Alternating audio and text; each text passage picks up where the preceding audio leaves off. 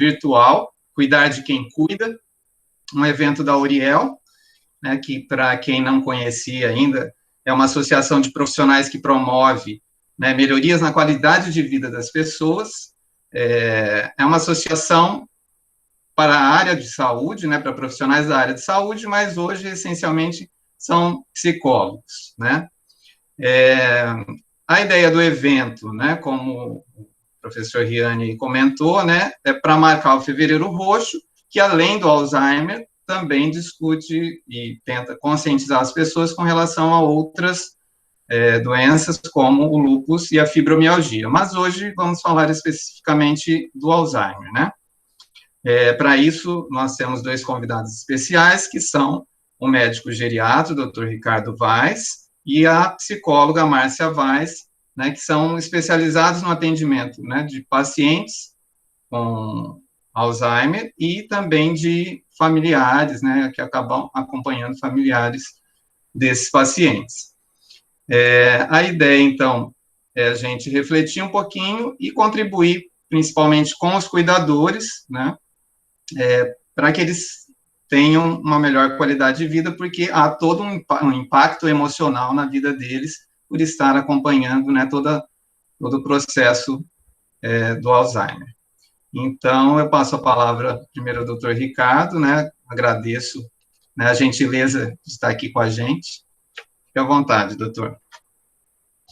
Boa noite a todos, então, uma alegria muito grande estar aqui, agradeço o convite do Paulo e do todo o pessoal da Uriel, e parabenizo por iniciativas desse tipo, que acho que são extremamente importantes, e de promover, né, a acessibilidade às informações, ainda mais nesse campo das doenças crônicas e incuráveis, em que a educação em saúde, né, quanto mais informação em saúde, mais você pode melhorar e manter a qualidade de vida desses pacientes e o acesso aos tratamentos disponíveis, né.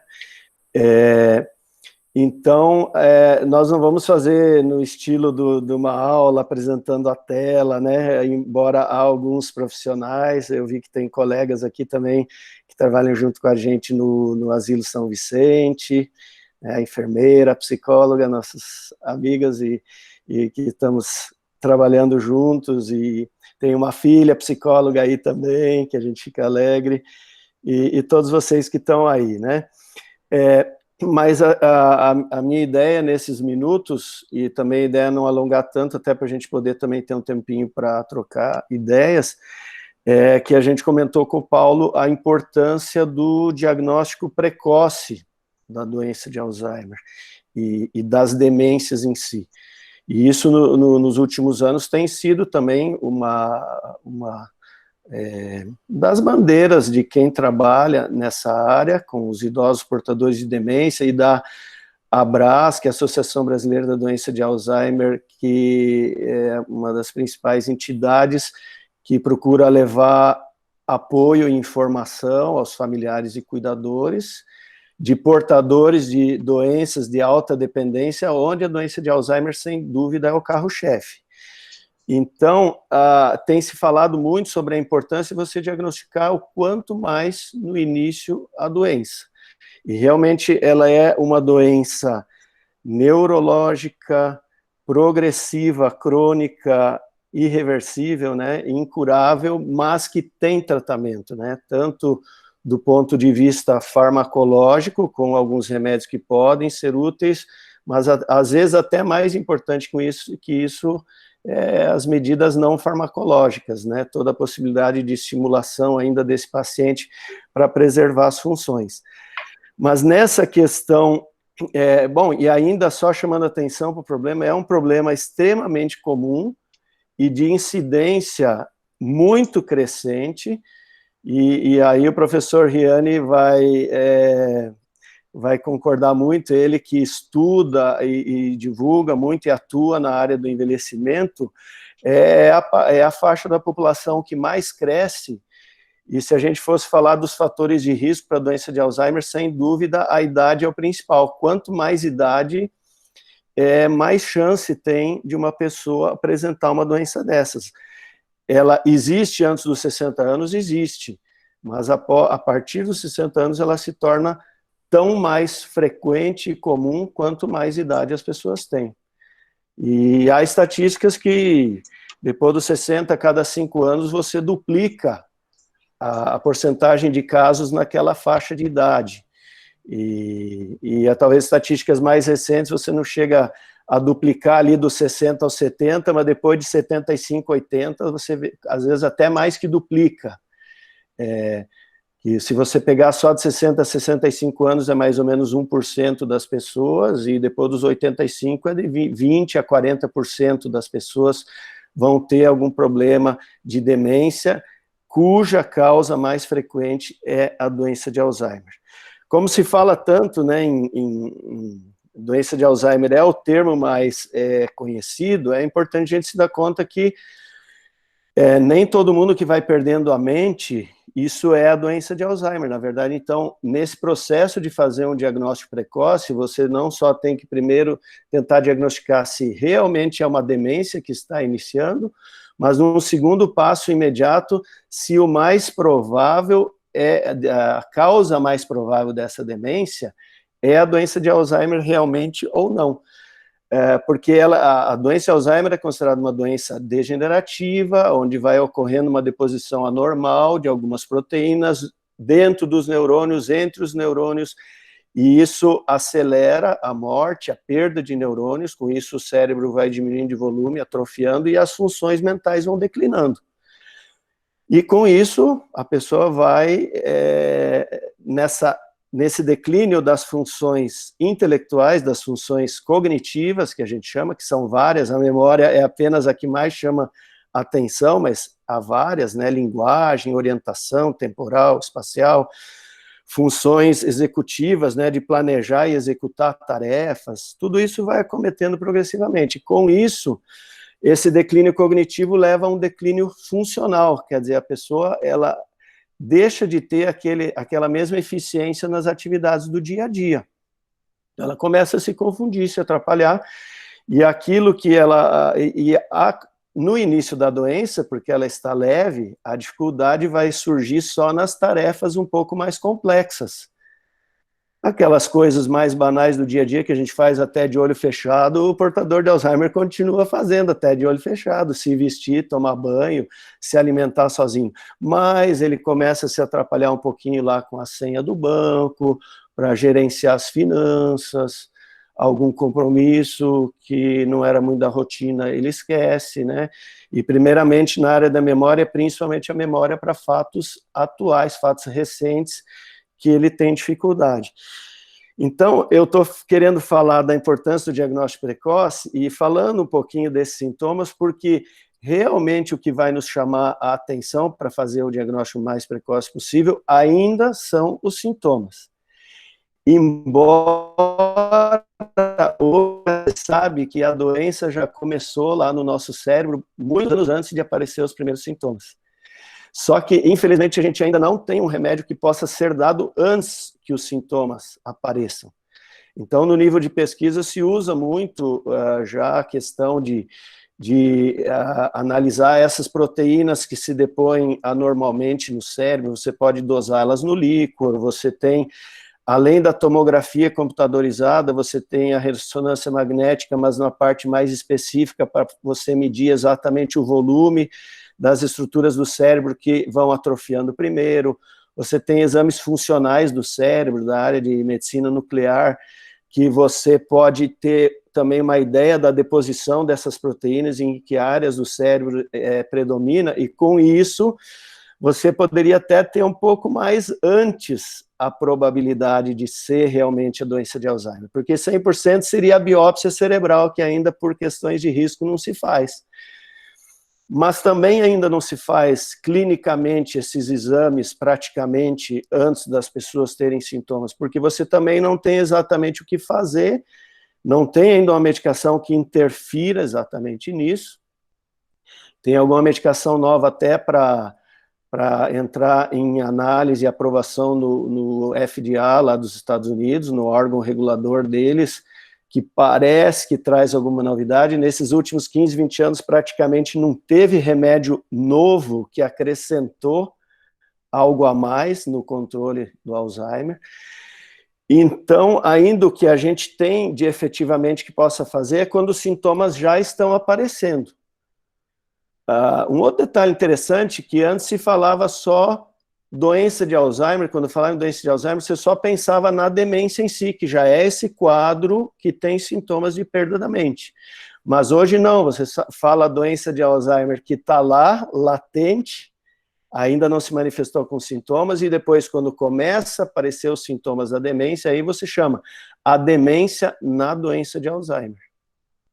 E teria o que seria a pré-demência, algo chamado comprometimento cognitivo leve, que é muito discutido no meio científico, de quem trabalha com idoso, entre os profissionais todos, se isso seria realmente uma pré-demência, porque, na verdade, alguns evoluem para uma demência e outros ficam só naquela perdazinha leve que praticamente não afeta no dia a dia ainda, e não passa disso. Às vezes passa anos e anos só nisso. E também não se constatou que realmente haja eficiência de já dar o medicamento ali, é muito discutível.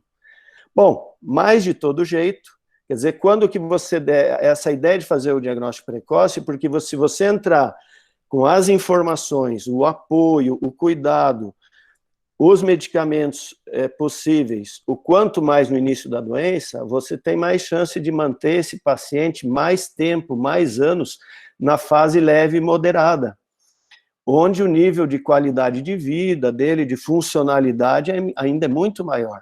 Ele pode, em vários aspectos, ainda ter uma vida quase normal. E isso aconteceu, que lá, ainda na década de 90, quando surgiram os primeiros desses medicamentos, muitos pacientes, do início dos sintomas até a morte, eram poucos anos. 2, 3, 4, 5 anos, né? Se falava que do início dos sintomas até a morte era de 2 a 10 anos, hoje está vários pacientes chegando a 15, 20 anos de doença. Só que, infelizmente, muitas vezes, muitos anos desse total é na fase avançada, onde ele já está praticamente totalmente dependente. E aí a sobrecarga de quem cuida é maior ainda. Mas eu falei que ocorre, então, esse declínio cognitivo que repercute na funcionalidade do paciente. E isso é até usado como um critério diagnóstico, porque o diagnóstico de demência, ele é clínico. Você não faz pela ressonância e pela tomografia, ou por exame qualquer complementar que seja. Esses são úteis para reforçar o diagnóstico e até especialmente para descartar outras causas de demência, nem tanto para confirmar a doença de Alzheimer, mas mais para descartar. E a demência, então, ela é uma síndrome em que começa a ocorrer essa perda das funções mentais e que você quer diagnosticar logo no início. E aí o que é útil? A informação do próprio paciente, a informação do familiar ou cuidador, e aí uma boa testagem cognitiva. E que nos casos mais difíceis, uma testagem bem aprofundada cognitiva, aí o profissional da psicologia, preparado na área de neuropsicologia, ele se torna fundamental para fazer uma avaliação neuropsicológica bem aprofundada. Então, às vezes, uma pessoa muito escolarizada, bem no início da sua doença, ela vem no consultório médico, o médico não diz que tem nada. E aí, mas, no entanto, às vezes a própria pessoa, às vezes justamente a pessoa muito informada, ela diz, doutor, minha memória não está boa, eu sinto que meu rendimento no dia a dia, e às vezes ele já trabalha com uma atividade mais complexa, eu estou com um pouco mais de dificuldade, por exemplo, de dar as minhas aulas. E aí, às vezes, até numa avaliação com testes de avaliação cognitiva mais básicas, isso não fica muito nítido. E aí, uma avaliação neuropsicológica bem detalhada com o neuropsicólogo é muito importante. Então, tanto a informação do próprio paciente e de alguém que convive muito com ele, porque no início ele também consegue esconder e disfarçar isso perante a maioria das outras pessoas de contatos mais superficiais. Quem vai realmente transparecer é quem convive na intimidade. Ali que aqueles lapsos que ele vai perguntar 2, 3 vezes a mesma coisa, ele vai contar a mesma história, né? Ou daqui a pouco ele pergunta sobre uma coisa que o companheiro ali já falou, mas eu já te falei isso e não foi uma vez só, né? Ou mais frequentemente vai perder objetos, esquecer onde larga, e aí essas coisas já de executar tarefas em sequência, né? Aquela mulher dona de casa que fazia determinadas receitas sem ter que olhar e fazia com perfeição, e agora, daqui a pouco, ela confunde, esquece um item, e aí entra tanto memória como essa capacidade executiva de planejamento, sequenciamento de atividades. Então, a ideia é tentar suspeitar quando os primeiros sintomas vêm, também sem se tornar muito neurótico com isso, porque quem de nós não esquece algumas coisas, né? Aí a gente começa a achar que todos nós estamos iniciando o Alzheimer. Então, a gente também discernir, porque uma coisa importante é sempre você comparar como é que era o padrão da própria pessoa até então. Quer dizer, se ela sempre foi já aquela pessoa mais distraída, de não se ligar muito nas coisas, que volta e meia comete um lapso desses, e continua mais ou menos no mesmo batidão, no mesmo ritmo, essa você não se preocupa muito. Mas, de repente, alguém que era muito ligado, telefonava para todos que faziam aniversário da família no dia certo sempre, e agora, de repente, fulano faz aniversário, ele não ligou, mas outro faz aniversário, não ligou de novo, né? Coisas, quer dizer, mudar o padrão que a pessoa tinha. Então, isso tem que ser um chamativo, e a questão de você também ficar atento que não é só não só não é uma demência que altera a memória, né, mas o próprio estresse, né? É muito frequente, né, na sobrecarga que o cuidador tem, ele acha que a doença está contagiando para ele, né? Porque daqui a pouco ele está num nível de estresse tão alto que ele começa a ter muitos lapsos de memória, mas é estresse a causa, não é demência, né? Às vezes é um medicamento que uma pessoa toma. E claro, aí você fazendo o diagnóstico, então é um diagnóstico de consulta detalhada que o médico deveria fazer, quem mais lida com isso são os geriatras, neurologistas, psiquiatras. Cada vez mais os clínicos gerais deveriam estar aptos para fazer essa avaliação, pelo menos uma triagem bem satisfatória, e diagnosticar os casos mais nítidos, né? Porque, né, tem muitos casos que eles são diagnosticados quando todo mundo já sabe que e a doença já está praticamente na fase moderada. E os remédios que existem, eles podem fazer estacionar um pouco a doença, ou até melhorar um pouco nos primeiros meses, 1 ano, 2 anos, e ele vai retardar essa evolução. Então, o que seria muito bom é você poder usar esses medicamentos, e até a pessoa ou a família está ciente que esse diagnóstico está acontecendo. Embora tenha casos que a gente faz toda essa avaliação e a gente não pode também se apressar e dar o rótulo. Às vezes a gente vai ter que dizer, está tendo algum sintoma aí, mas nós não temos como fechar o diagnóstico, funcionalmente você ainda está desempenhando bem, vamos usar estratégias de ajudar a tua memória, e daqui 6 meses, 1 ano, vamos reavaliar isso, se isso realmente estiver piorando, e aí até esse comparativo de testes de avaliação cognitiva, de 6 meses, 1 ano, refazendo, isso também é um dado objetivo de testes validados para você comparar. Quer dizer, se esse paciente realmente, hoje ainda ele dá dúvidas se já é, mas daqui 1 ano você repete esses testes, não, agora decaiu significativamente teu rendimento em alguns dos testes, aí isso reforça para fazer o diagnóstico. Porque às vezes é possível que você faça um exame desses de imagem cerebral nesse momento e praticamente você ainda não veja nada. Especialmente, às vezes, se já é um idoso de 70, 80 anos, ele às vezes já vai ter algumas alterações que você tem até dúvida de dizer se isso é o que é esperado para a idade, porque o cérebro muda um pouquinho também ao longo da idade, mesmo sem que haja necessariamente doença.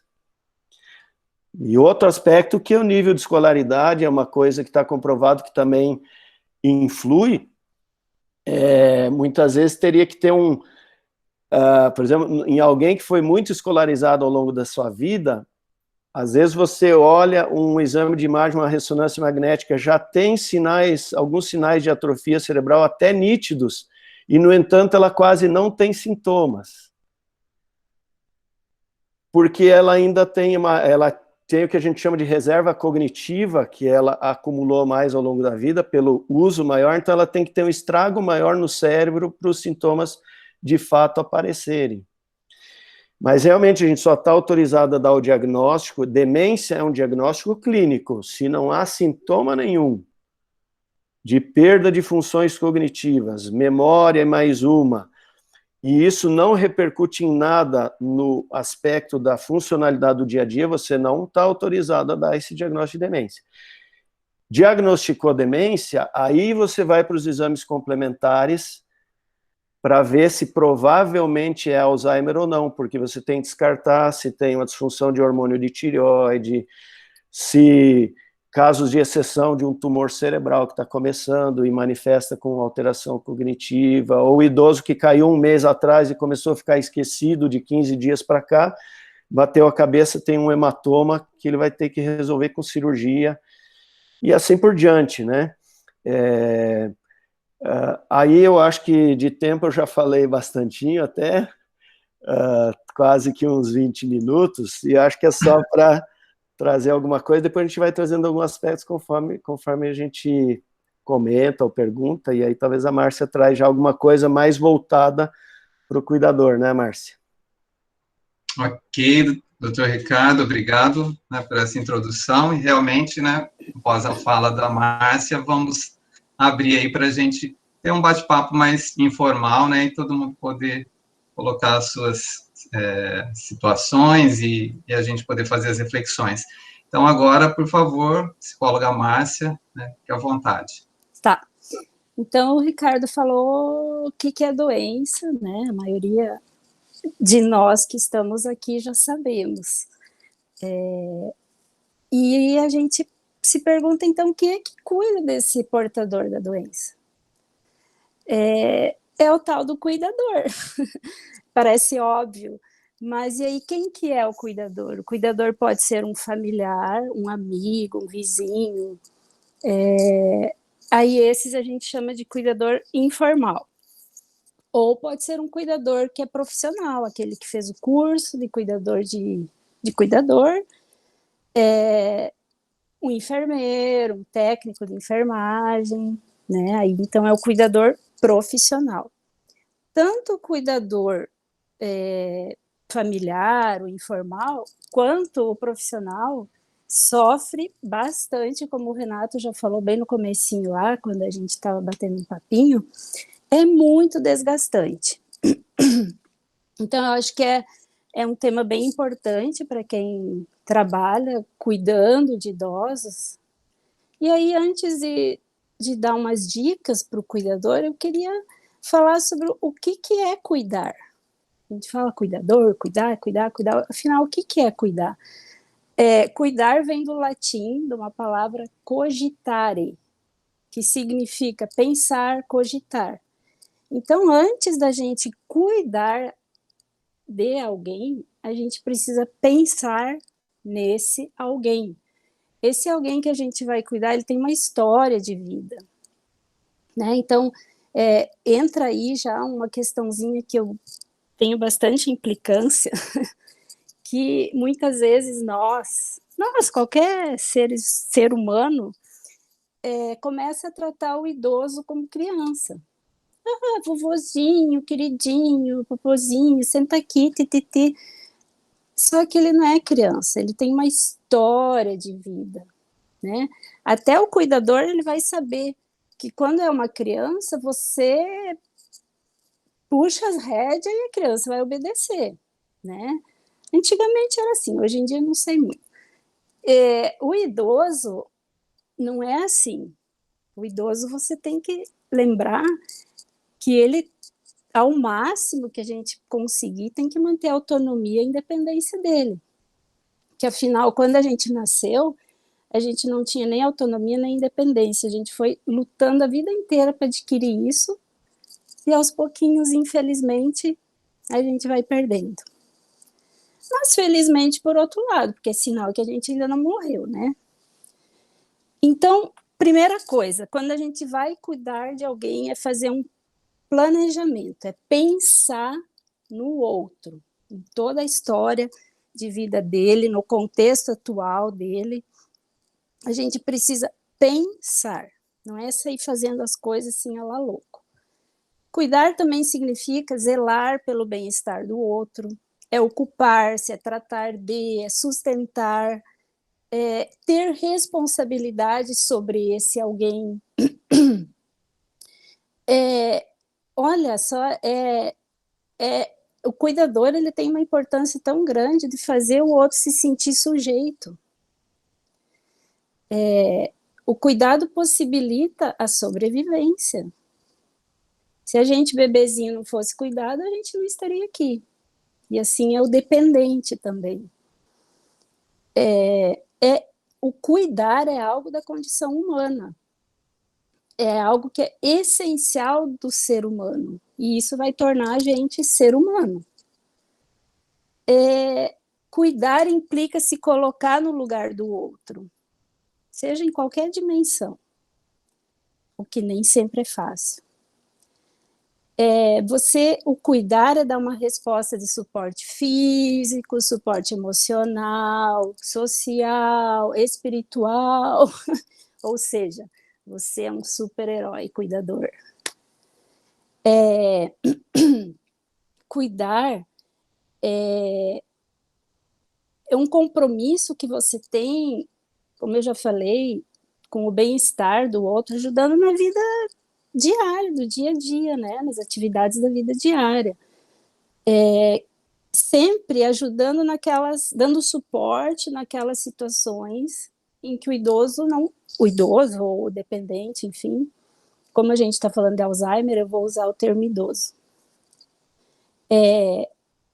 Naquelas situações onde o sujeito não consegue mais fazer sozinho, realmente precisa de alguém para dar suporte.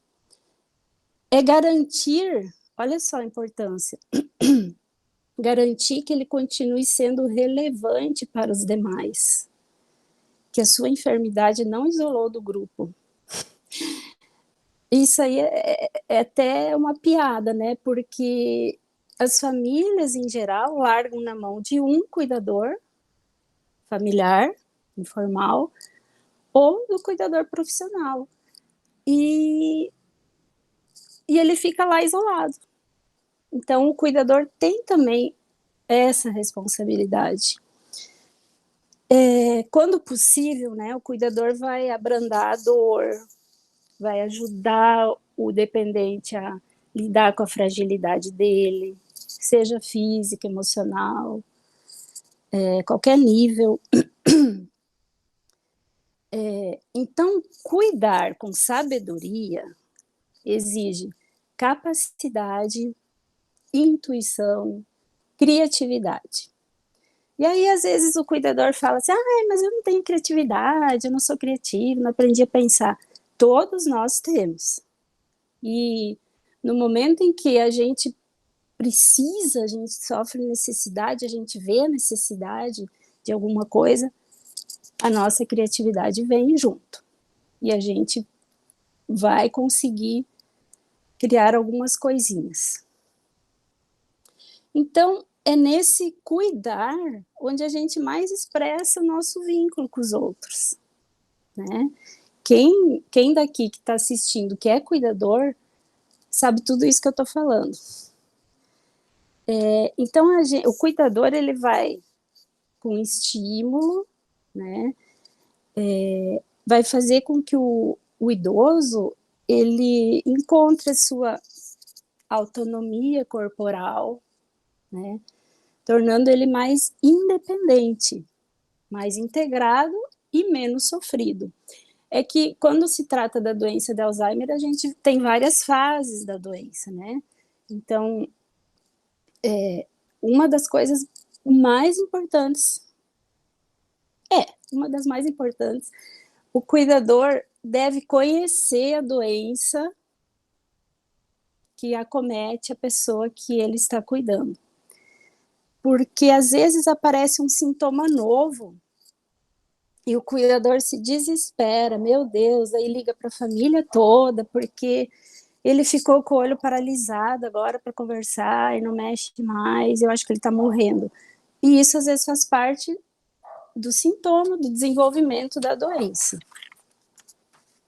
Então, assim, né? Vocês, cuidadores que estão aqui, perceberam que é uma coisa simples ser cuidador. Não, né? Pelo contrário, é uma coisa, assim, que exige muito, é muito desgastante. Eu digo assim, que o cuidador, ele, de repente, é um preparador físico, ele é um fisioterapeuta, é um psicólogo, é um relações públicas, é um líder espiritual. Fácil, né? Com todo respeito a esses profissionais que estão aqui, mas é assim mesmo, né? Então, tudo isso é exigido do cuidador. E ele é uma pessoa só. Então, assim, por ser tão desgastante, por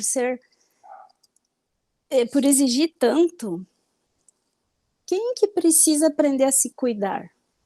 O cuidador.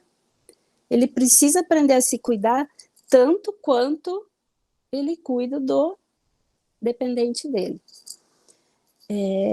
Então, assim, vamos ver. O cuidador, eu sempre gosto de dividir nós, seres humanos, em 4 áreas, né? A física, a mental, a social e a espiritual. Então, sempre é bom a gente dar uma questionadinha como que está cada uma dessas áreas na nossa vida. Assim vale para o cuidador. Então, às vezes, onde que o corpo está doente? É no físico. Então, ele precisa de uma atividade física, de uma fisioterapia.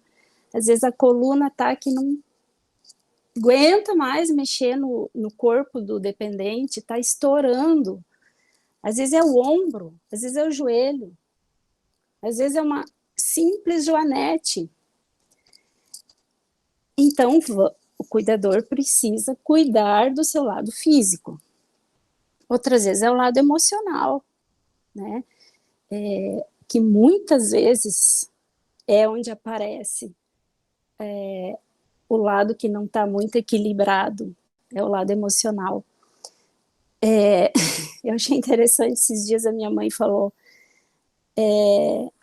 cuidar de um idoso assim é muito mais desgastante do que cuidar de 6 crianças ao mesmo tempo, né?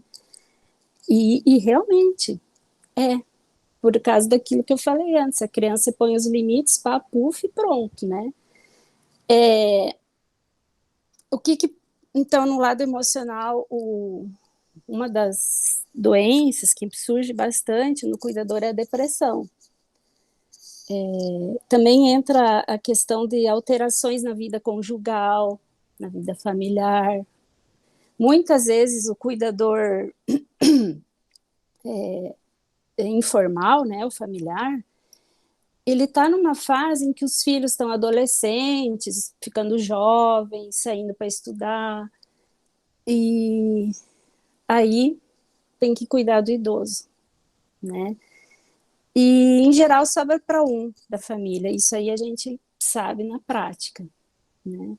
É um que cuida, e a gente ainda vai falar um pouquinho mais adiante também sobre isso, que o próprio... já vou falar agora. Que o próprio cuidador, ele não confia nos demais da família. Então, é só ele que sabe fazer, é só ele que sabe a horinha da comidinha, do lanchinho, do banho, do não sei o quê, não sei o quê, não sei o quê. Então, ele nem deixa os outros ajudarem, né? E isso é um problema sério, porque aí vai acumulando, e quem vai ficar doente é esse cuidador, e o idoso vai continuar na mesma, digamos assim, né? Então, entra aí uma questão importante, depois eu falo. Agora, a questão social, né? O cuidador, ele acaba não tendo mais saúde social, porque ele não encontra mais os amigos, ele não faz mais não toma mais um café por aí, Hoje, com a pandemia, nem dá mesmo, né? Mas a gente pode tomar um café virtual, né? Então, a parte social, ela fica bem abandonada. Tem gente que precisa abandonar o trabalho, né? Porque não tem outros da família que podem cuidar, não tem condições financeiras de contratar o cuidador profissional. Então, é muita coisa envolvida. E também a parte espiritual. Independente da religião, da crença, da fé, a pessoa não tem mais os seus momentos de meditação, de oração, né? E isso tudo vai fazendo falta, tudo vai fazendo falta. Então, assim, o cuidador familiar, que é o informal, algumas vezes é amigo, é vizinho, mas em geral é a filha, em geral é uma das filhas, ou o cônjuge, né? Ele tem que contar com a colaboração da família. Ele precisa pedir ajuda para os amigos, para algum vizinho. E nisso ele tem que deixar bem claro os horários dos compromissos dele, para pedir ajuda para o fulano, para o ciclano. E nem sempre os familiares, os demais, vão ajudar. Eu tive um caso uma vez que eu tive que falar para a filha cuidadora, porque os irmãos não queriam ajudar. Se você vai fazer o seguinte, você vai ajeitar a malinha da sua mãe e vai levar lá e vai dizer, é sua vez, porque eu não estou dando conta. Porque ela pedia para eles buscarem, ela pedia e nada. E foi onde deu o resultado, porque senão eles não fariam isso. Então, o cuidador, ele precisa pedir ajuda, tá? Por quê? Porque ele precisa de um tempo para ele se cuidar. Quem não está cuidado, como que vai cuidar? Quem está vazio, como que vai poder levar alguma coisa para o outro? Ele precisa se distrair, ele precisa ter lazer, ele precisa recuperar as energias gastas, né? Quando alguma coisa não está bem, peça ajuda, tá? E isso não é se humilhar no sentido assim, eu não dou conta, eu sou um fracasso mesmo, vou mostrar para os meus irmãos que eu sou um perdedor, uma perdedora, que eu não vou dar, que eu falei que ia dar conta e agora não estou dando. Gente, pelo contrário, se você pedir ajuda, você está mostrando quem você é realmente. Não adianta você fazer de conta, você querer ser mais forte do que realmente você é. Porque aí você vai parar no hospital, como eu já falei antes, o idoso vai continuar na mesma. Tá? Então, faça atividade física, caminhe, às vezes caminhar em volta do quarteirão, enquanto pede para algum vizinho ficar ali com o portador. Aprende a pintar em tecido, pintar em papel, pintar em tela. Às vezes você pode fazer isso com o idoso. Eu trabalhei num lar de idosos, trabalhando com pinturas, assim, eu nem sabia grandes coisas, mas o pouco que eu sabia, eu levava, e era muito gratificante. A gente descobre pessoas que a gente achou que nunca ia conseguir fazer nada, e isso faz bem para ambos, né? Dance. Na hora que o portador tá dormindo, põe uma música lá no quarto, e dança, pula, se joga. Ninguém tá vendo, tá? Então não tenha vergonha de si mesmo. É uma coisa que dá para fazer, cuidador, quando você está assistindo TV com o seu portador da doença, massagem, assim, os dedos, né, reflexoterapia, você pega os pés seus e massageia, aquela questão do pescoço. Eu aprendi que para relaxar essa musculatura aqui, você põe para cá e o olho acompanha lá para trás. Aqui também, para baixo e para cima, sempre o olho acompanhando. A gente sente puxar aqui assim, ó, e dá uma boa de uma relaxada. Aproveita e faz isso enquanto está assistindo TV, por exemplo.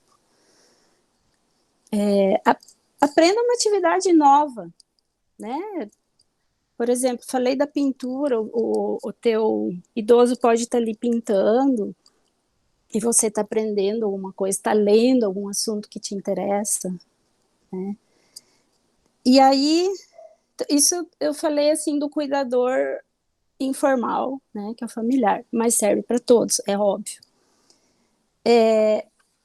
Só queria falar um pouquinho mais específico para o profissional. Ai, essa hora passa.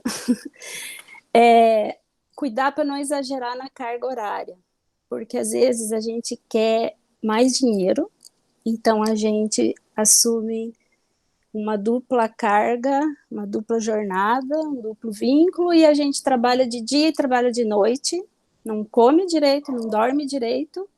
O ser humano não foi feito para isso, né? Então, ganhe um pouco menos, mas tenha uma qualidade de vida melhor. Porque não tem corpo que aguente isso.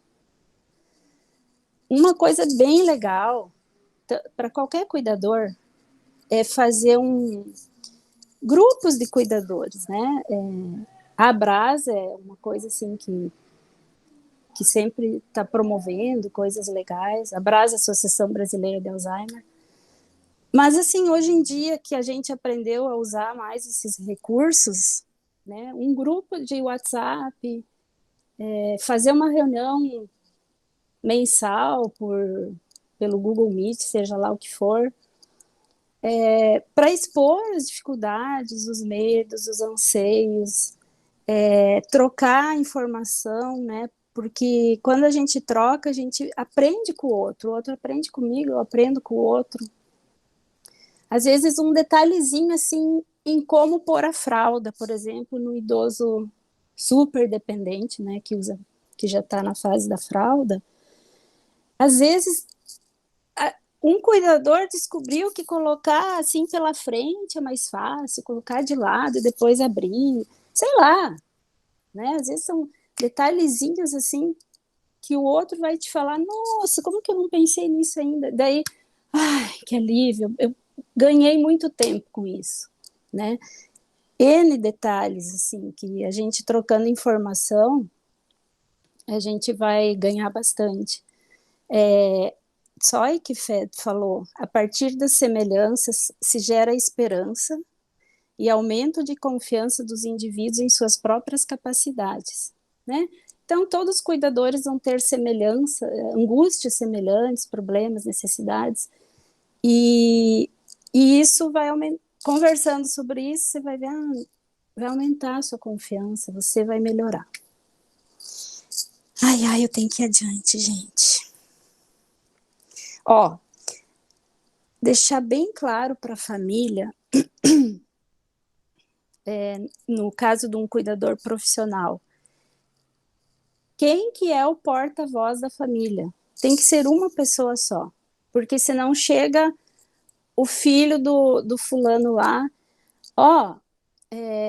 você começa a fazer uma sopinha todas as noites para o meu pai, tá? Daí chega o outro, a filha, e fala assim, não, sopa nesse calor de Araçatuba, tá louco. Faz um bifinho, bem gostosinho, com uma saladinha. Aí chega a esposa do fulano lá. Imagina, ele nunca comeu isso de noite, café com leite e um pãozinho. O que o cuidador vai fazer? Isso é um exemplo que eu dei, mas isso em N coisas. Então, combine com a família quem é o porta-voz. A família vai conversar entre si sobre as decisões e um vai passar a informação para o cuidador, porque senão o cuidador vai querer agradar todo mundo e não funciona. Tá, então vamos lá, vamos ver o que é importante aqui. Olha, o que o cuidador muitas vezes sofre é pela dificuldade de comunicação com os outros familiares, né? Os familiares que moram longe, quando chegam, sempre vão ver todos os defeitos que o cuidador está fazendo. Nossa, mas você faz assim, você devia fazer assado. Então vem morar aqui e vem ser o cuidador, tá? Então, assim, tem que se comunicar, tem que explicar, tem que falar. Outra coisa que traz sofrimento para o cuidador, né, quando a dependência física e cognitiva do idoso vai aumentando, vai trazendo mais sofrimento para o cuidador. E a dificuldade de lidar com as próprias emoções, né? A gente se vê no outro e a gente fica bem perdido. Depois eu coloco lá no grupo, acho que pode ser, né, Paulo, um guia prático do cuidador que tem pelo Ministério da Saúde. É bem legal esse guia prático, assim, acho que vale a pena, se é que as pessoas não conhecem ainda, os cuidadores, vale a pena. E lá também se encontra a avaliação do pentáculo, que vale para cada um de nós aqui fazer. É de pintar coloridinho lá, e aí tem toda a explicação lá para ver o teu estilo de vida, conforme o teu estilo de vida, o teu bem-estar individual, então vale a pena. Então, ó, aprender bastante sobre a doença, tá? Isso vai te fazer evitar crises associadas a novos sintomas, conversar com os outros familiares, pedir ajuda, confiar no outro. Nessa questão aí, que às vezes o cuidador pensa que só ele sabe fazer, a organização é fundamental. Se tiver, tira um tempo para organizar tudo, deixar tudo em tabela, tudo escritinho, se vem o outro cuidador, facilita. E não vai dar aquelas encrencas, porque você não sabe fazer, patatá. Cuidador, procure perguntar para os médicos, procure na internet sobre a doença, se informe. Defina objetivos para a sua vida, mas objetivos assim a curto prazo, mensuráveis, não uma coisa muito louca, que você consiga ir alcançando, porque isso te dá um ânimo. Na questão do que eu falei da organização, né? Pega os itens financeiro, pessoal, profissional, horas disponíveis, os custos. Faz um mapeamento que você vê, você enxerga, fica tudo mais fácil, você não se desgasta cada dia pensando em tudo de novo. Enxerga isso que fica melhor. Entenda que às vezes o outro não está fazendo errado, ele só está fazendo diferente de você. Né? Às vezes a gente, quando é essa questão de não confiar no que o outro vai fazer. Isso aí meu marido sabe muito bem, né, amor? O doutor Ricardo. Que às vezes a gente... né, nem vou entrar nesse detalhe, deixa quieto. Isso. Então, grupos de apoio, né, procure grupos de apoio, forme grupos de cuidadores para se comunicarem, calendários dos afazeres, né,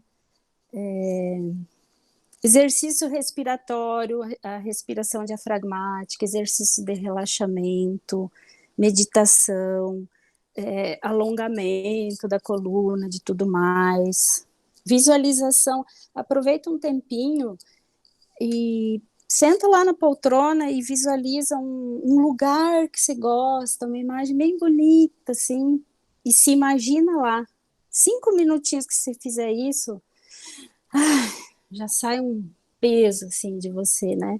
Eu sempre imagino um riachinho, porque eu amo água, ou a beira do mar, assim, caminhando, mas o riachinho, aquela água pura, me purifica de verdade. As automassagens que eu já falei, né, mão, pé, aqui também acha uns pontinhos assim, ó, e vai massageando a nuca.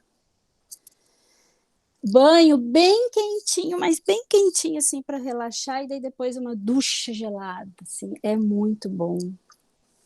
Música bem importante, põe uma música que o idoso gosta, que você goste, e fica lá os dois curtindo. Não precisa fazer nada nesse tempo. Toda a literatura fala assim, mantenha a sua rotina. Eu acho assim que é uma coisa quase que impossível, gente. Eu não posso falar isso, mantenha a sua rotina. Então, o que eu sugiro?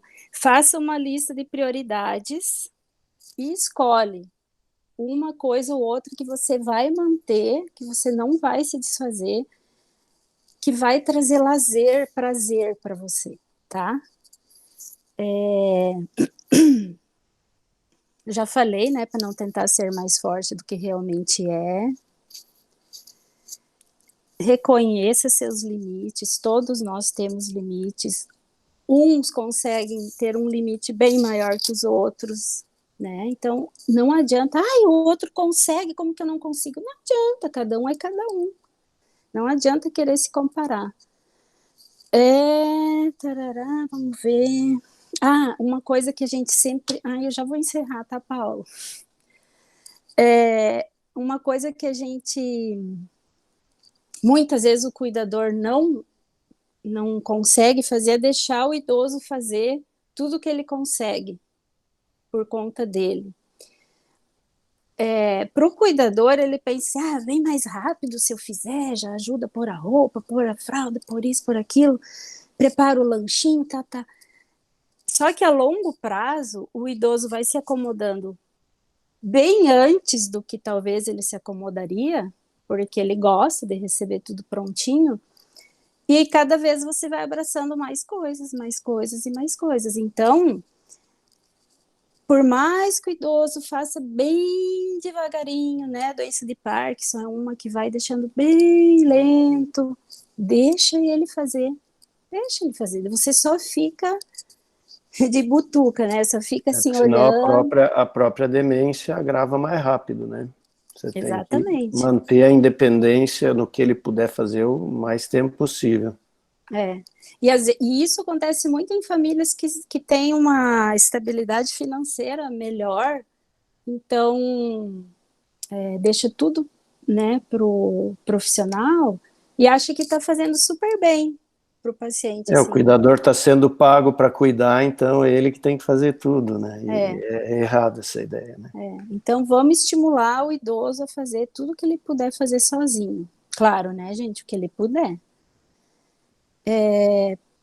Pausas para descansar e relaxar. O cuidador profissional cuide para ser discreto e imparcial nas relações com a família. Se começa a se envolver muito, isso começa a virar uma bagunça, tá? Então, tenta ser mais discretinho. Então, lembre que para a gente cuidar do outro, a gente precisa se cuidar, tá? Pequenas mudanças de atitudes e de organização podem produzir muitos benefícios na relação de ajuda. Agora, só vou pedir para todo mundo dar uma espreguiçada, assim, bem gostosa, gente, mas façam isso mesmo, assim, espicha, assim, espreguiça. Ai, que delícia! E aí depois relaxa, fica um tempinho assim, bem relaxado, assim. Só o Paulo não pode dormir. Paulo, acho que era isso, viu? Tem um monte de coisa para falar, mas tentei. Excelente. Nossa, dicas muito boas. Então, agora a gente abre, né, para todos aí poderem fazer suas considerações, né? Vamos fazer de uma maneira bem informal.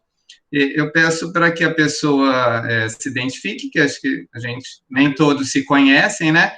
E diga se é cuidador, se é familiar, acho que temos estudantes, profissionais também, né?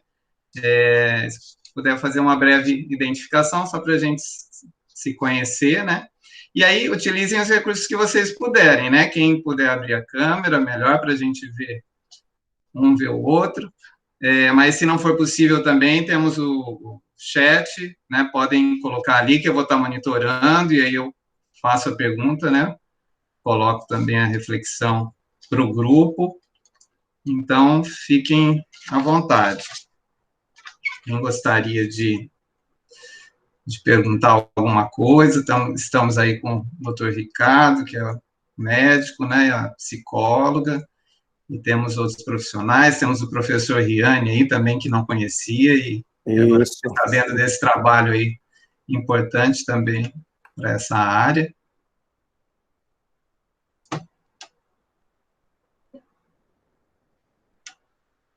Alguém quer iniciar? Boa noite. Boa noite. Eu sou Denise, eu estou cuidando da minha mãe. Legal. E realmente, como a doutora disse, é bem estressante, bastante. Assim. A gente tem que ter muita paciência. Muita paciência. E principalmente não deixar de se cuidar.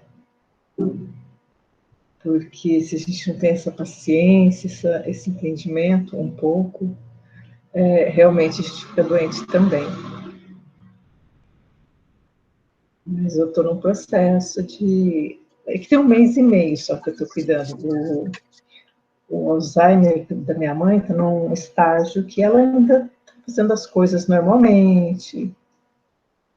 Eu só tenho que ajudar no banho, mas outras coisas ela faz sozinha, come, se troca, separa a roupa. Mas realmente exige todo o tempo, na verdade, todo o tempo, né? Mas tendo paciência e perseverança, a gente consegue cuidar com qualidade. Um dia de cada vez, né? É só aproveitar o gancho aqui, que é tudo muito pouco tempo, mas dentro dessa declínio das funções intelectuais afetando a funcionalidade do dia a dia, é muito comum as alterações de comportamento, e essa é uma das partes que mais traz estresse para quem cuida, que é a irritabilidade, a agressividade, trocar o dia a noite pelo dia, né? Então, uns ficam totalmente apáticos, outros ficam elétricos, tem os que passam andando o tempo todo dentro de casa sem propósito nenhum, e aí haja paciência, né, porque chega um ponto que, às vezes é como o Renato falou lá no início, talvez chegue um ponto que o paciente talvez já não se aperceba tanto do sofrimento emocional dele, mas a gente nunca sabe, varia muito. Muitas vezes ele vai sofrer emocionalmente mais no início, porque talvez tem mais chance dele se dar conta de que algo não está bem com ele. Mas mesmo em fases mais adiante, ele tem momentos de mais lucidez e momentos de mais confusão. E às vezes em momentos de mais lucidez, vários verbalizam, eu não precisava mais estar aqui, eu estou só dando trabalho para os outros. E daqui a pouco, depois ele fica totalmente confuso e já não se dando muito conta do que está acontecendo. Mas, quer dizer, então, até falando que o Renato tinha falado bem no início, quando poucos tinham entrado, se com o avançar da doença, será que o paciente tem menos sofrimento emocional? Acho que às vezes sim, mas nem sempre. O que é mais doloroso também, né? Quando não é assim. Denise, você falou ali que a tua mãe ainda escolhe a roupa e tal, né? Eu lembrei, assim, de uma dica que talvez ela venha ficar mais confusa, né, com o passar do tempo. Aí uma dica é não mostrar todas as roupas para ela escolher, se ela começar a fazer uma confusão. Põe 2 mudas em cima da cama e, mãe, qual dessas 2 você quer? Né, uma dica assim bem legal. Ok, obrigada, doutora, muito obrigada. Mas ela tá bem feliz por eu estar cuidando dela, ela está bem feliz, ela fala isso.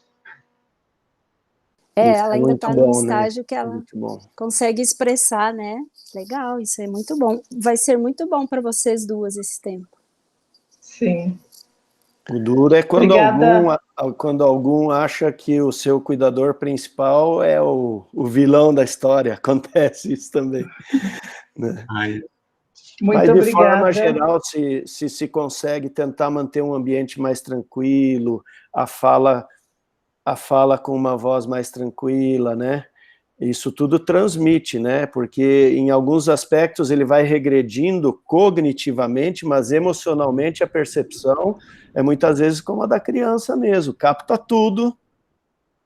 E às vezes quando o cuidador está agitado, né? A Márcia disse que às vezes o cuidador vai ficar ruim de saúde e o idoso fica lá do mesmo jeito, mas às vezes o idoso também piora, né? Se o próprio cuidador tiver mal, né, Márcia? Sim. Porque o idoso vai captar que tem tensão no ar, que tem... Sim. Né, e isso piora o comportamento dele. Muito obrigada pela também, oportunidade. Uma coisa também que acontece muito, Paulo, deixa eu falar, que às vezes o idoso ele teima, né? Assim, quem não somos teimosos, né? Mas assim, ele teima com alguma coisa que aquela hora é hora de fazer isso. E você acha que não precisa ser aquilo. É muito melhor, faz aquela hora ali, daqui um pouco ele já esqueceu, você pode refazer o negócio de outro jeito. Se ele diz que aconteceu tal coisa em tal dia, não, mas não foi naquele... Não adianta você teimar. Então muda o foco da conversa, começa a conversar sobre outra coisa, que daí ele vai acalmando. E às vezes não é nem teimosia, ele está acreditando que é aquilo mesmo, porque ele não lembra exatamente quando foi, fora os delírios que pode ter, né? Ele criar ideias irreais e é por causa da doença, não é por maldade, não. Mas é complicado os sentimentos que se misturam nessa função de cuidar, porque nem sempre o relacionamento, por exemplo, de um pai com uma filha, que essa filha está cuidando desse pai, nem sempre esse relacionamento foi tão maravilhoso a vida toda, a gente sabe que não, longe disso. E às vezes você se vê na posição, é o meu pai, ele não foi o melhor pai que eu sonhava, e agora ele está precisando de alguém que cuide, e não tem outro, e é eu mesmo. Não é fácil a mistura de sentimentos, né? Bom, posso dar um palpite? Tem alguém inscrito?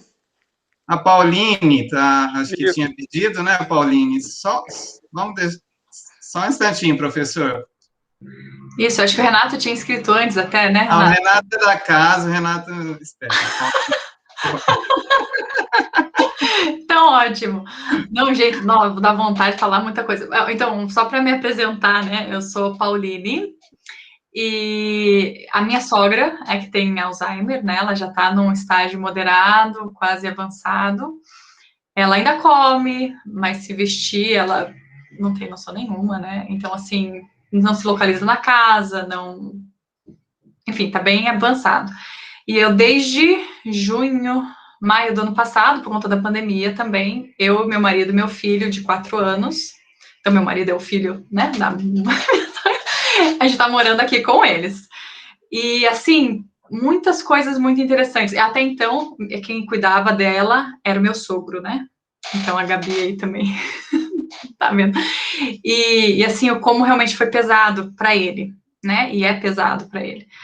Então, eu vejo, assim, para ele como cuidador desse tempo todo, como tem afetado, ele realmente tem coisas, assim, que ele está esquecendo, ele está, assim, tá muito afetado. Ele realmente, a doutora falou ali de perder a vida social, né, algumas vezes a gente conseguia auxiliar, levei minha sogra para o ensaio, para o meu sogro poder ver os amigos, mas é bem, bem complicado. Enfim, e 2 coisas interessantes que eu queria compartilhar. Então, eu tenho meu filho de 4 anos, que não larga ela. Então, assim, isso é muito, muito legal, é muito bonito, assim, de ver, porque, assim, ele não larga, tipo, ele quer, boga aí, vem aqui, vem cá, e, assim, isso deixa ela, assim, ela vai, acompanha, às vezes tem os dias, né, que tá mais irritado, daí a gente tem que mediar ele fica super triste, mas, enfim, tem estimulado, assim, bastante ela. E, como eu falei, a gente está aqui desde maio, declaro que a gente também não é de ferro e está nessa situação toda. Então, faz 2 semanas que a gente está com uma cuidadora por 4 dias. Segunda, terça, quarta e sábado. Só por 8 horas. Mas, assim, nossa, ela, minha sogra, mudou, assim, da água pro vinho. Porque, nossa, sempre falava, né, que, não, porque eu quero morrer, porque não sei o quê, porque hoje eu morro. o chamou dele, meu marido já falava assim, mãe, um dia você acerta, mas não vai ser hoje, um dia você acerta. Enfim, agora não, ela fala, não, porque não tô melhorando, tô bem e tal. E assim, super com brilho no olhar, e meu sogro convidando ela para sentar para ver TV. Não, eu tenho que ir lá conversar com minha amiga, que é a cuidadora. Então, assim, deu uma leveza um pouco maior, assim, para a família. Então, que é importante a gente dosando isso, né? Então, eu estava tomando bastante. Cuidados, né? Exatamente. Então, assim, para o meu sogro, eu vi que foi no começo meio difícil, tanto essa questão financeira, que a gente vai ter que apertar, mas vai dar certo. Mas, assim, mas eu que sou cuidador, né? Então, teve isso daqui também que a doutora falou, né? Então, foi meio complicado, mas ele ficou feliz depois que viu que a esposa tá reagindo bem, tá super, porque ela tá num estágio tão avançado que para ela, tanto faz. E só mais uma coisa, então, que realmente ela esquece às vezes da gente, só que essa questão do emocional, de captar, isso ela não perde. Então, assim, às vezes, ela olha assim, a gente é amiga, né? Então, assim, ela não lembra quem eu sou, não lembra, mas, assim, sabe que é uma pessoa que ela sabe que pode confiar. E eu acho isso muito legal. E claro que quando a gente tá irritado, meu Deus, daí vira um bicho também, né? Então, é interessante essa questão de, realmente, é importantíssimo se cuidar, a família se cuidar, porque senão vai todo mundo junto também, e, né? Muito interessante sua colaboração, Pauline. Oi, tudo bom? Eu acho, assim, que essa ideia de vocês pegarem um cuidador por alguns dias, maravilhosa, né? Então, esporadicamente é uma coisa que dá para fazer, né? Esporadicamente, vocês podem dividir um dia, cada um de vocês fica, né? Claro, tem que ver as questões de trabalho e tal. E isso vai aliviando para o outro, porque senão acontece o que você falou, vai todo mundo junto, né? Pro buraco. Renato, quer fazer a pergunta? Passamos para o professor Riane.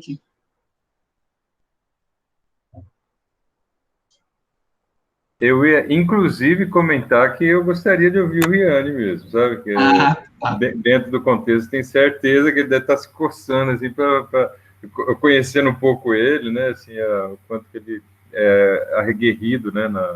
Nessa questão, nesse universo. Né? Tem certo que ele está louco para falar.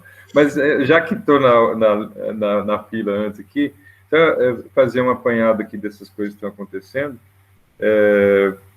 A Pauline falando uma coisa linda, assim, eu acho que a Denise também, né, comentando, eu percebo assim, claramente, né, não é uma pessoa, né, é um contexto, está dentro de uma dinâmica de um grupo, né, em geral uma família, que todos estão envolvidos, né, assim, há um ente que está mais protagonizando, mas há um contexto, né. E nesse sentido, o que me parece, né, fácil dizer, não estando dentro de um seio de um contexto como esse, mas, assim, é um convite para um crescimento, né, é um convite para um amadurecimento de um grupo como um todo. Então, a Pauline comentando, né, que bom que vocês têm condições de ter uma pessoa por 8 horas, 4 vezes por semana, né? Talvez tenha pessoas que nem tanto, mas aí, assim, uma coisa que eu percebo, não necessariamente nessa realidade da demência, do Alzheimer, mas, assim, é comum que a gente veja que numa família, um se eleja ou é eleito, assim, o voluntário passa à frente, os outros dão tudo um passo para trás, fica alguém ali, e aí aquele alguém vai vestir aquilo lá e vamos lá, mesmo que não goste tanto daquele ente, mas alguém toma atitude, né? Enfim, é o que eu quero dizer sobre essa oportunidade de crescimento, né? Que é um presente, ou de grego ou não, mas e o grupo, né? Então, assim, essa coisa muito legal que a Márcia traz, né? Um precisa, apesar de, às vezes, ele não querer ser o eleito, tudo, mas precisa ter alguém que assuma, mesmo que ele não 24 horas por dia, mas ele é a antena, né? Ele fica ali né? Isso ficou claro para mim, pelo que vocês estão falando, uma linda oportunidade, a gente está conversando muito tranquilo sobre e leve, mas é isso que é a minha expectativa ao final, só queria fazer esse depoimento, que a gente possa crescer, até assim, ultimamente eu tenho visto algumas famílias que perdem um ente querido e tudo, e elas lidam com uma, eu diria, com uma elegância, com uma nobreza em relação a isso, que eu acho que é a educação que a gente precisa ter daqui para frente, né? Alzheimer, meu Deus, sim, ai meu Deus, é mesmo, mas o que a gente pode crescer com isso, né? Eu achei muito lindo, fiquei até emocionado, a Pauline falando, o filho dela gruda na avó, curte pra caramba, uau, imagina a referência que ele vai ter quando mais maduro, o que ele fez pela avó e com a avó, né? E a avó vice-versa, né? Essa coisa de uma pessoa que vai se tornando mais simples, mais eu diria, mais infantil até, ela vai expressar provavelmente a emoção com muito mais liberdade, a impressão que tá com raiva, tá com amor, né? E é uma esponja, né? Vai sentindo, chega, vai, parei. Eu queria mesmo trazer algumas coisas assim, e quero ouvir o Riane mesmo, já que ele estava na fila, eu estava com vontade, mas agradeço a oportunidade, viu? Vamos ouvir, então, o professor, e depois nós já temos também uma pergunta pelo chat do Arnaldo Luiz.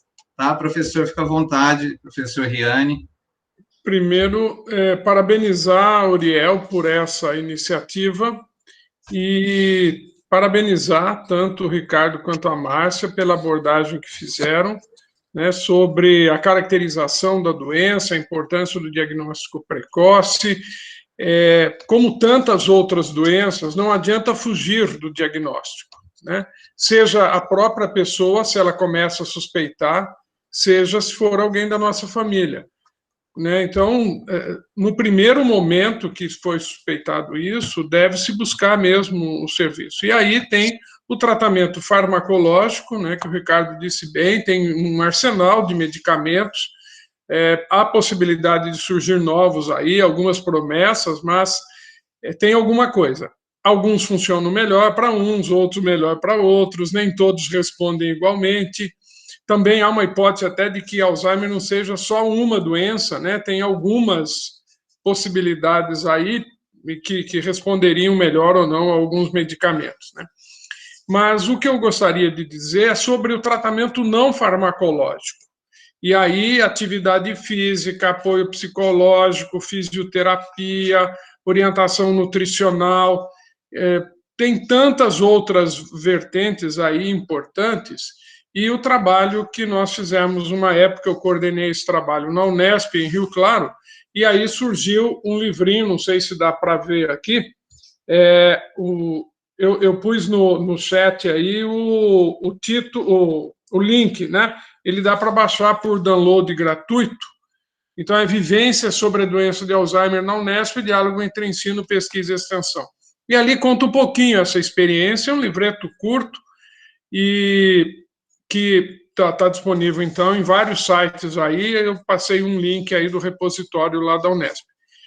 Mas eu também tive uma experiência como membro do Conselho Municipal do Idoso, e fui presidente do Conselho Municipal do Idoso aqui em Rio Claro um período, e algumas das situações que a Márcia trouxe, né, do problema do cuidador familiar, muitas vezes, com essa dificuldade de que quem assumiu, a gente normalmente fala o seguinte, ó, quando um some, um assume, os outros somem, né? Então, um pouco aquela imagem que o Fajardo também colocou aí, né?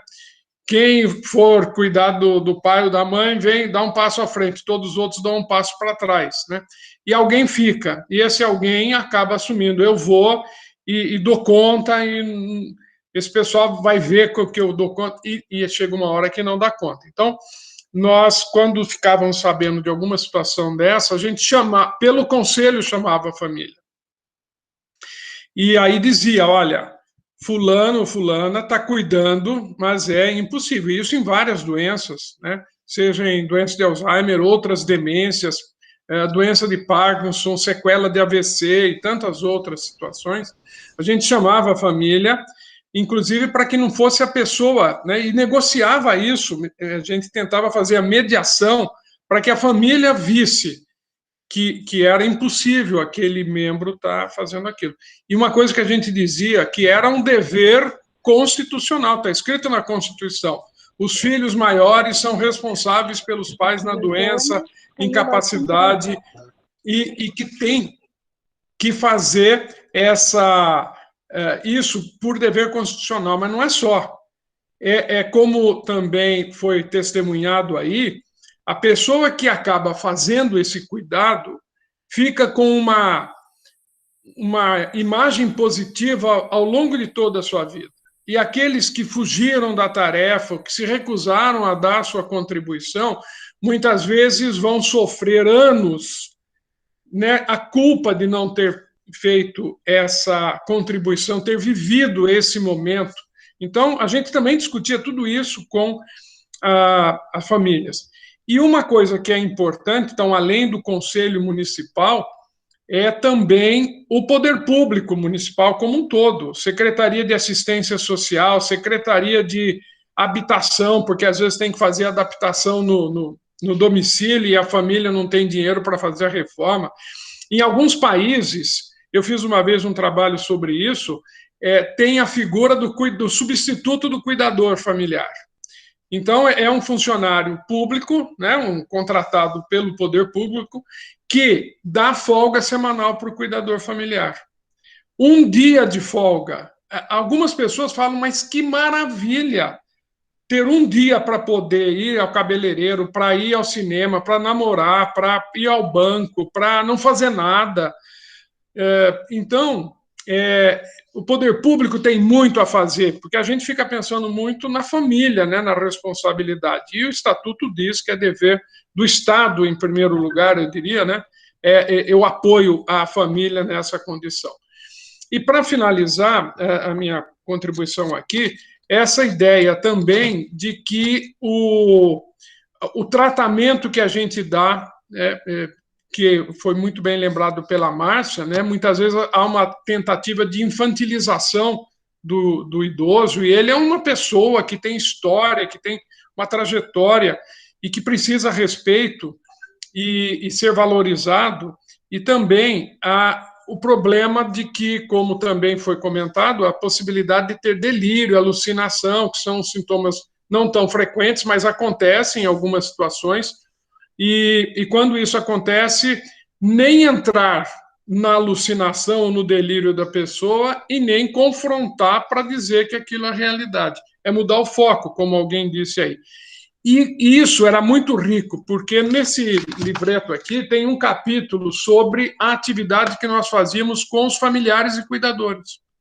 Então, enquanto o idoso com doença de Alzheimer estava fazendo ou atividade física ou grupo de convívio social, os cuidadores e familiares que vinham com eles lá na universidade tinham uma tarefa para fazer. Por exemplo, a Reisa, que está acompanhando o nosso trabalho aqui, tinha uma atividade de danças circulares com os cuidadores e familiares. Então, para eles também testemunhavam, falavam, olha, é 1 hora que nós estamos aqui, que eu tenho certeza que meu pai e minha mãe estão sendo bem cuidados, e que eu posso cuidar de mim, eu posso fazer o que eu quiser, e eu estou cuidando da minha saúde, fazendo atividade física, convívio, trocando informações. Periodicamente, a gente fazia também troca de informações, uma roda de conversa. E aí surgiam dicas, como também a Márcia falou, coisas simples às vezes, né? Por exemplo, o idoso não quer tomar banho. Como fazer? Vai na marra? Né? Então, eles contavam estratégias de como fazer isso. Por exemplo, vinculava ao fato de dar uma volta no quarteirão, porque isso o idoso gostava de fazer. Então, vamos combinar. Toma banho para poder dar o passeio. E tinha uma outra que não lavava a cabeça. Aí falou assim, olha, nós vamos na Unesp, lá o pessoal repara. Então, vinculou, 3 vezes por semana ela lavava a cabeça, porque eram os dias que ela ia na Unesp.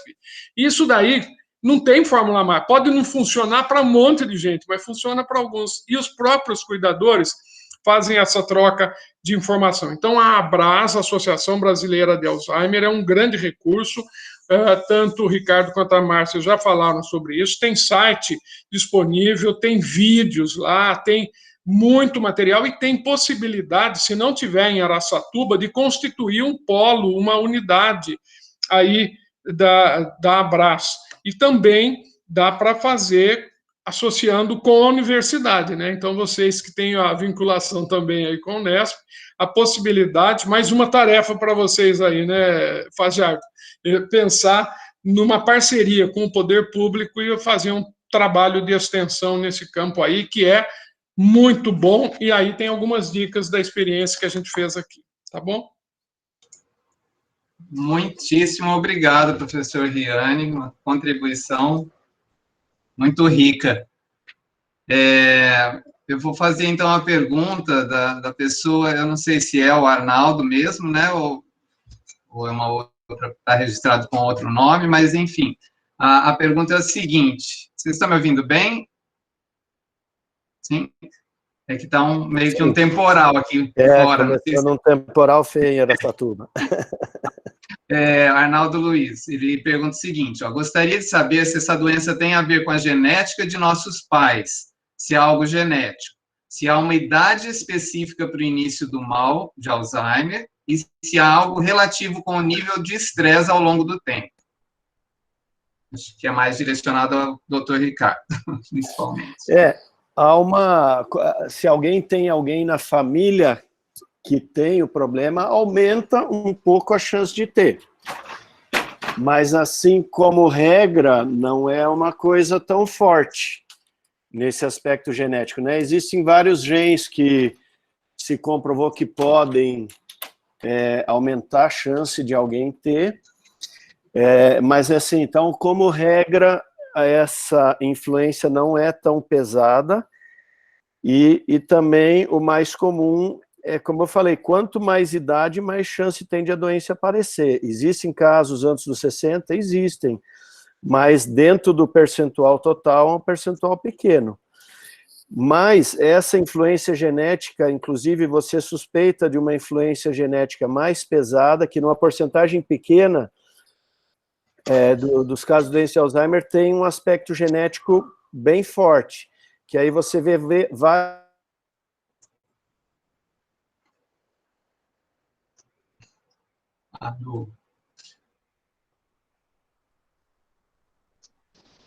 Paulo.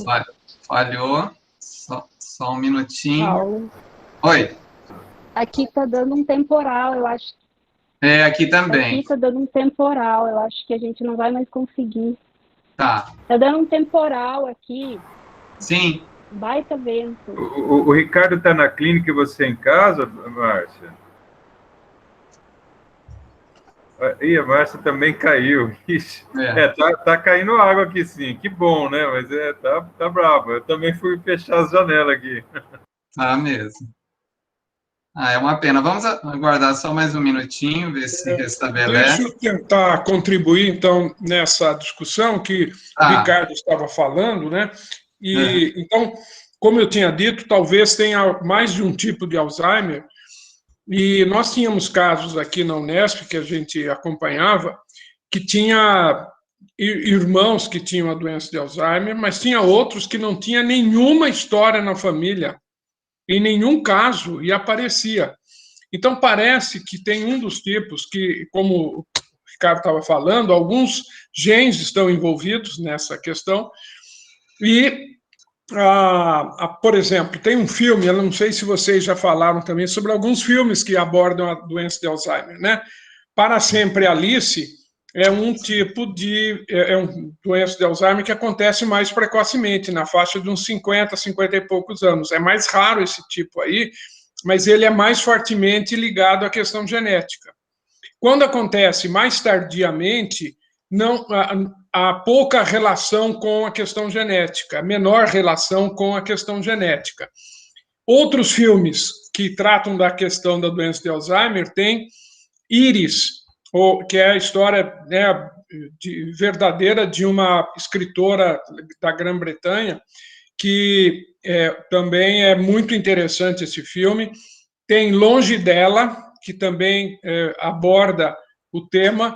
Tem O Filho da Noiva, que é um filme argentino, que também tem alguns aspectos ali. Tem outros tantos filmes que abordam, mas esses são bem interessantes e quem tem alguém, seja profissional interessado no tema, seja alguém familiar, seria bom tentar localizar esses filmes aí que são interessantes para a família entender um pouco sobre a doença também, e eles trazem num contexto mais cultural, lúdico, né? E não é só um filme didático sobre a doença de Alzheimer, né? E tem um curta-metragem também, Clarita, que é de uma cineasta que a mãe tinha Alzheimer e ela fez um curta-metragem sobre a evolução da doença na mãe. Então, tem muita coisa também nesse meio de comunicação.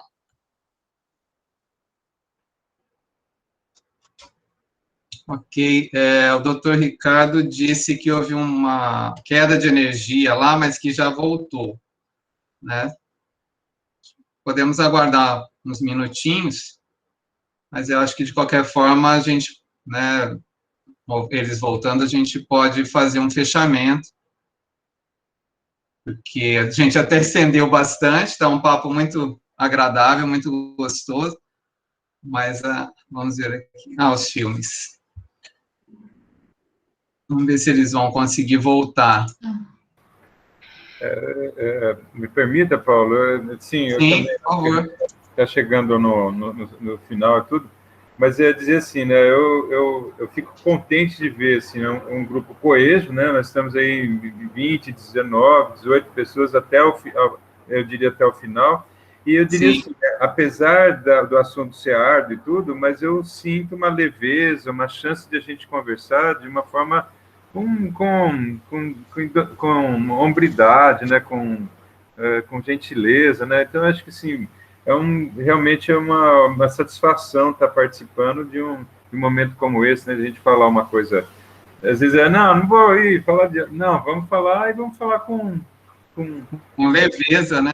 Com leveza, com justiça e tudo certo. Então, e que bom que o Riane ainda estava aqui, né? O Ricardo e a Márcia caem e tal.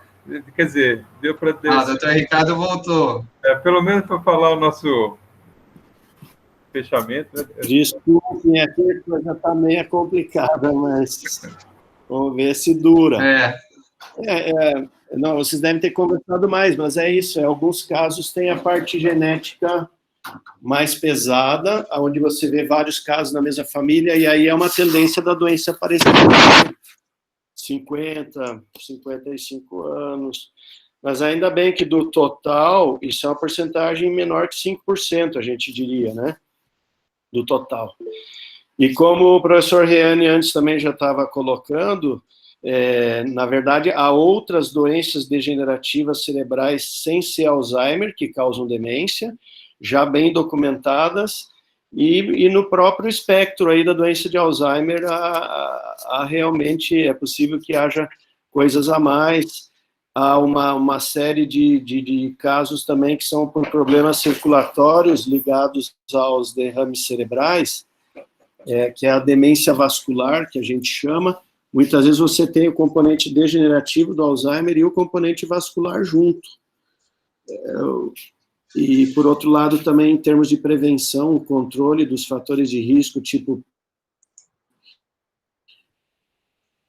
pressão alta, diabetes, colesterol, obesidade, sedentarismo, combater tudo isso diminui muito esse aspecto vascular, mas até mesmo a parte degenerativa do Alzheimer também.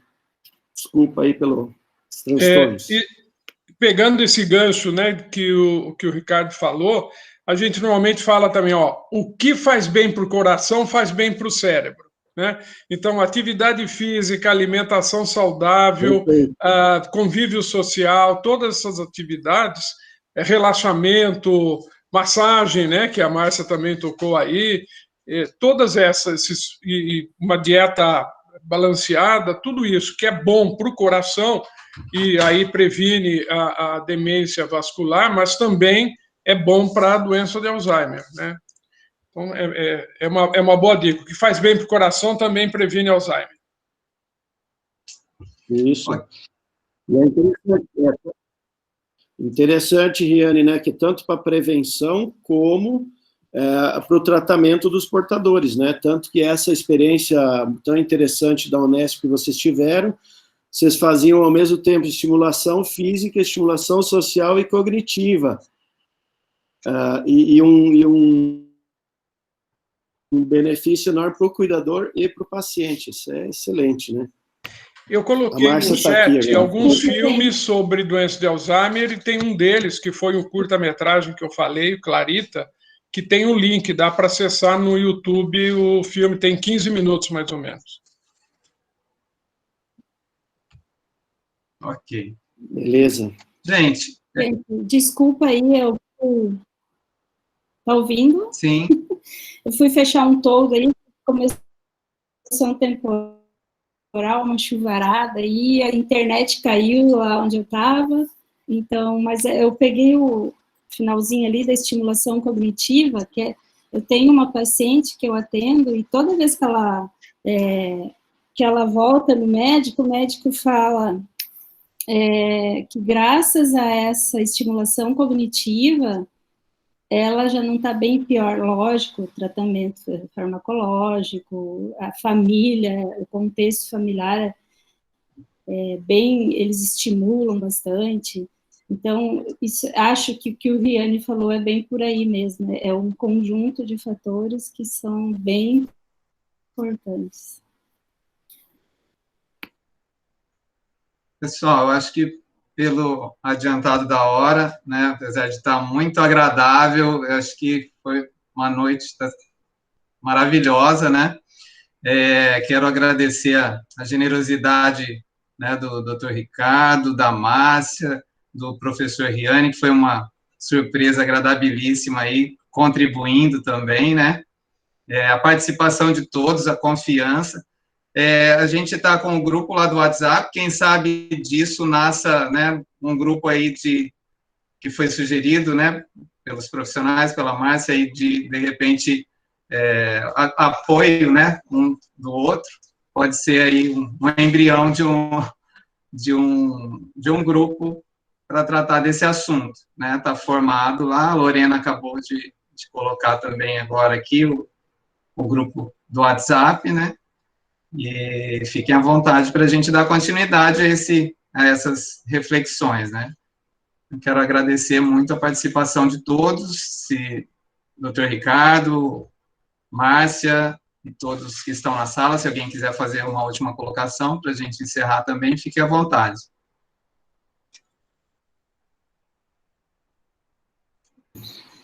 Eu acho que podemos encerrar, sim, só agradecer a todos e o contato, muito bom. Tentar realmente manter alguns canais, é isso aí. Um abraço a todos, boa noite a todos. Boa noite. Boa noite, obrigada pela paciência. E até uma próxima. Boa noite. Foi muito bom. Até logo, boa noite. Tchau, pessoal. Tchau.